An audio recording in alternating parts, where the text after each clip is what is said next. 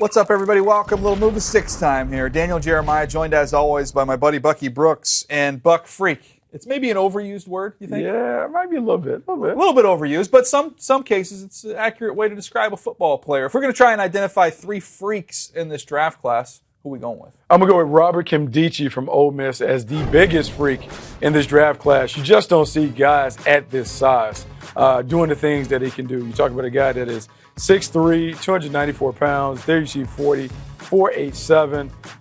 The guy moves like a dancing bear on the turf, and when you are looking at that position, you want guys that are nimble, have balance and body control, agility, explosiveness. He has it all, checks the boxes in all areas.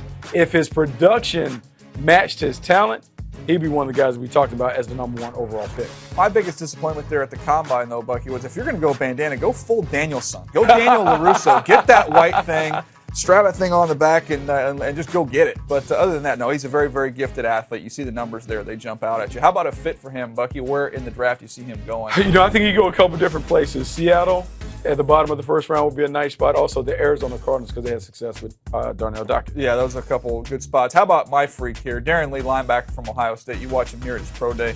Moving around, you want somebody at that position in today's NFL that can run, cover, and blitz, and he does all three. He is explosive, Bucky. He ran the mid-4.4s. You see the number right there. First among all the linebackers at the Combine. He can go up and get the football, and I like the fact that sometimes you get these athletic freaks, Bucky. They're not instinctive. He's a very instinctive football player as well. I think the thing that stood out to me in high school, he was an all-state cornerback. Making the transition from cornerback to eventually playing linebacker, that's something that you just don't see every day. All right, that's 2 down. 1 more to go. Who's our third freak here, Buck? Emanuel Aguayo from Oklahoma State, a guy that absolutely blew up the Combine. I think people were surprised with the measurements that he clocked and put up at the Combine.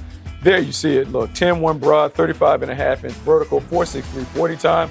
Look, prolific pass rusher at Oklahoma State, 23.5 sacks his last 2 years. Even though he's a bit of a straight line power rusher, the athleticism that you saw on the turf will lead someone to take him earlier than expected. Talented player. Can we get those skills up to par? I think he has an opportunity to be a standout player at the next level. I didn't hear anything you just said because I've just got Karate Kid lines running through my head. Get him a body bag, Johnny! Yeah! No, I'm sorry. I love that movie. For more football chatter on the NFL draft, be sure to check out our Move the Sticks podcast. You can find that on NFL.com/podcast as well as iTunes and YouTube.